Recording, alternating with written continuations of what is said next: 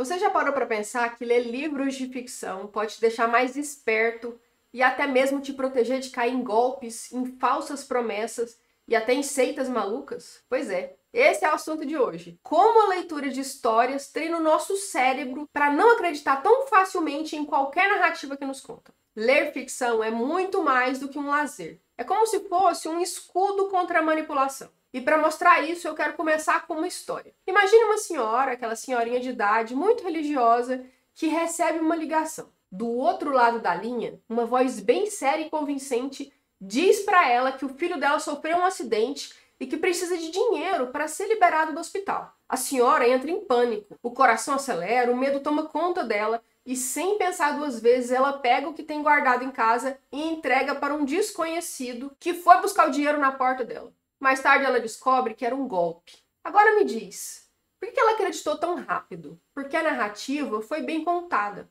A mistura de uma verdade possível, o filho dela, que realmente poderia ter sofrido um acidente, com a urgência e a emoção, criou uma história convincente. Mas será que uma pessoa acostumada a lidar com narrativas, uma pessoa que lê romances, contos, histórias de detetive, teria desconfiado dessa história? Talvez sim, porque quem lê está treinado para identificar personagens suspeitos, para perceber quando a fala não bate com os fatos e para duvidar de certas coincidências convenientes. É sobre isso que nós vamos conversar hoje. Como a ficção afia a nossa percepção, como ela nos ensina, sem que a gente perceba, a distinguir verdades de mentiras, a desconfiar das histórias bem contadas demais. E, principalmente, como ter repertório literário pode ser uma arma poderosa contra pessoas de má índole. O nosso cérebro é uma máquina de contar e acreditar em histórias. Desde que o ser humano aprendeu a falar, a gente se reúne em volta do fogo, hoje em dia em volta da tela, para ouvir narrativas. E tem um detalhe curioso aqui. O cérebro não faz uma diferença tão clara entre ouvir uma história inventada e ouvir um relato verdadeiro. Para ele, tudo é experiência. Quando você lê um romance, as mesmas áreas do seu cérebro que seriam ativadas se você estivesse vivendo aquilo são acionadas. Se o personagem está correndo, você sente adrenalina. Se ele está triste, o seu corpo reage como se você estivesse. Isso porque nós somos biologicamente programados para acreditar e sentir as histórias. É como se fosse um atalho evolutivo. Histórias eram usadas para ensinar, para passar valores, para avisar sobre os perigos. E é aí que mora tanto a beleza quanto o perigo. Porque se o nosso cérebro é feito para acreditar em narrativas, então basta alguém mal intencionado contar uma história convincente para nos enganar.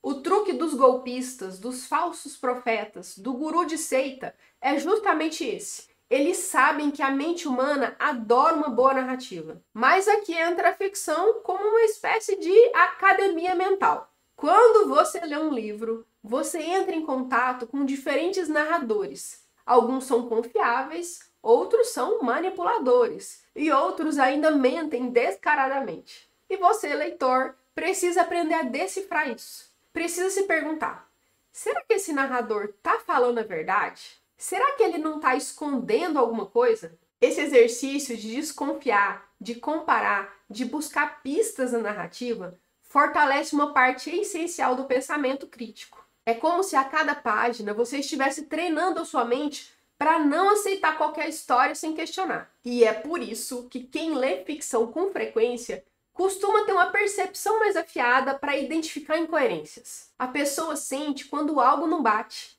reconhece os padrões, não cai tão fácil em narrativas mal intencionadas, porque já treinou esse músculo inúmeras vezes dentro dos livros. Existe um truque muito antigo que os golpistas, os líderes de seita e até certos políticos usam. Eles não contam a mentira pura e simples, porque a mentira isolada é frágil, qualquer um pode perceber. O truque é misturar uma parte de verdade com uma parte de mentira. É assim que a narrativa fica mais convincente. Pense no exemplo do golpe do telefone que eu contei agorinha. A mentira não era completa. O filho realmente existia. Os acidentes acontecem todos os dias. E a ligação com tom de urgência era plausível. A verdade deu sustentação à farsa. Isso acontece em todos os níveis. Um falso guru, por exemplo, pode começar dizendo coisas óbvias. Por exemplo, que você sente que falta algo na sua vida, não é mesmo? Você às vezes acorda cansado, desanimado e parece que a rotina engole os seus sonhos. Quem que vai discordar disso? Todos nós já sentimos isso em algum momento da vida. É uma verdade universal. Mas aí vem a viradinha. Ele oferece uma solução milagrosa que só ele tem e que você precisa pagar caro para acessar. Essa é a famosa meia-verdade. Ela funciona porque se ancora em algo que faz sentido para sua experiência. E dali, ela estica a corda até o absurdo. Na literatura, a gente encontra muitos exemplos disso em parábolas, em fábulas. Uma das minhas favoritas é aquela do corvo e da raposa, você lembra? Que é contada por Esopo. O corvo encontra um pedaço de carne e sobe numa árvore. A raposa, muito esperta, quer a carne dele, mas não pode simplesmente tomar dele. Então ela começa a elogiar o corvo. Nossa, que penas lindas que você tem. Que porte elegante. Mas me diga, sua voz é tão bela quanto a sua aparência? Aí o corvo, super vaidoso, abre o bicão para cantar e a carne cai na boca da raposa, no chão. Inclusive, eu conto essa fábula completa em um dos vídeos aqui no canal. Eu vou deixar o link aqui embaixo para você assistir depois. Vê como a raposa não mentiu de forma descarada? Ela usou um elogio plausível, ela apelou para algo que fazia sentido. E o corvo caiu porque não percebeu a manipulação escondida ali. E é exatamente isso que acontece quando não temos repertório imaginativo. Sem treino para identificar truques narrativos, nós acabamos como o corvo, achando que a história toda faz sentido, até perceber tarde demais que nós perdemos um pedaço de carne. É aqui que entra a grande força da ficção. Quando você lê um romance, um conto ou até mesmo uma fábula, você está exposto a dezenas de situações em que precisa diferenciar o que é verdadeiro do que é suspeito dentro da história. Pense no Machado de Assis, por exemplo. Quem já leu Memórias Póstumas de Brás Cubas sabe que Brás não é um narrador confiável. Ele conta a própria vida depois de morto e fala de si mesmo com um cinismo delicioso. Mas será que tudo que ele diz é verdade? Claro que não. E o leitor precisa aprender a filtrar, a perceber as contradições, a rir dos exageros e entender que há sempre algo escondido por trás da fala dele. Ou então, pense nos romances policiais, que são ótimos exemplos. Quando você acompanha o detetive tentando descobrir quem é o criminoso, cada personagem traz uma versão da história. Cabe a você, leitor, juntar as peças, desconfiar dos álibis perfeitos, perceber as pistas falsas. Esse é um treino mental valiosíssimo. Quanto mais você lê ficção, mais o seu cérebro se acostuma a fazer perguntas como: por que esse personagem está falando isso? O que ele ganha com essa versão dele? Será que não tem uma outra explicação possível para isso? E esse hábito de se perguntar não fica restrito às páginas do livro. Ele se transfere para a vida real. É por isso que muitas vezes uma pessoa que lê muito não se convence facilmente com narrativas prontas. Ela tem um faro para incoerências. Ela sente quando a história está redondinha demais para ser verdade. Ela percebe o truque da meia-verdade, como no caso da raposa e do corvo. Eu gosto de pensar na ficção como uma espécie de simulador de voo para a mente. Assim como um piloto treina em um simulador para enfrentar as tempestades, falhas técnicas e situações inesperadas sem colocar a vida das pessoas em risco, o leitor de ficção treina a enfrentar mentiras, manipulações e truques narrativos sem se machucar. Quando você lê, você vê tudo acontecendo de um lugar seguro. Quando a vida real traz uma narrativa suspeita, ele já tem o repertório para reagir. A literatura está cheia de mestres em revelar os truques da mente humana. Dostoiévski, de novo, eu só falo dos mesmos porque são os caras. Ele mergulhava nos psicológicos dos personagens como ninguém mais fazia. Em Crime e Castigo, nós acompanhamos a vida do Raskolnikov, tentando se justificar para si mesmo um assassinato. Ele cria uma narrativa muito elaborada para convencer não apenas os outros, mas ele mesmo, de que cometeu o crime por uma causa nobre. E veja como isso se parece com as racionalizações que nós ouvimos de certas pessoas manipuladoras no dia a dia. Sempre tem um discurso bonito para cobrir uma atitude sombria. Quem lê Dostoiévski aprende a perceber essa lógica distorcida e a desconfiar de justificativas convincentes demais. Já George Orwell, em 1984, mostra outro tipo de manipulação, a da linguagem. No romance, o governo controla a população não apenas pela força, mas principalmente pelo discurso. As palavras são eliminadas, são excluídas. As coisas não têm mais o significado que tinham. A mentira se mistura com a verdade, até que as pessoas já não sabem mais no que acreditar. É assustador, mas é também um alerta. Quem entende a manipulação da linguagem entende também como discursos reais podem ser usados para nos confundir. E Machado de Assis, como eu já mencionei, era um mestre em narradores não confiáveis. Em contos como A Cartomante, nós vemos personagens se iludindo porque querem acreditar em algo. A cartomante diz exatamente aquilo que a cliente deseja ouvir. E isso basta para que a mentira pareça verdade. Quantas vezes não caímos nesse mesmo mecanismo? A literatura nos mostra, de maneira muito elegante até, como somos facilmente enganados, como estamos carentes de confirmação. Se voltarmos às fábulas, encontramos sempre esse treino de desconfiança. Pense no lobo em pele de cordeiro. A moral é muito simples, mas é muito poderosa. Nem sempre a aparência corresponde à realidade. É uma lição curta, mas que funciona como se fosse uma vacina. Esses exemplos mostram como cada obra de ficção, seja um clássico russo, um romance brasileiro ou uma simples fábula da infância, é mais do que entretenimento. É um laboratório de experiências humanas, onde nós testamos as hipóteses, percebemos truques e aprendemos a identificar diferença entre verdade e engano. Agora que a gente já entendeu como a ficção funciona como esse simulador mental contra as mentiras, a pergunta que fica é: como treinar isso de forma prática? Um primeiro exercício é muito simples. Da próxima vez que você lê um conto, um romance ou até mesmo uma crônica, tente prestar atenção no narrador, quem conta a história. Pergunte a si mesmo: esse narrador é confiável? Ele pode estar escondendo alguma coisa? O que ele ganha ao contar essa história desse jeito? Só esse tipo de questionamento já vai deixar o seu olhar mais afiado. Outro exercício interessante é perceber quando a narrativa parece boa demais para ser verdade. Por exemplo, aquele personagem que sempre acerta, que nunca erra, que tem todas as respostas na ponta da língua.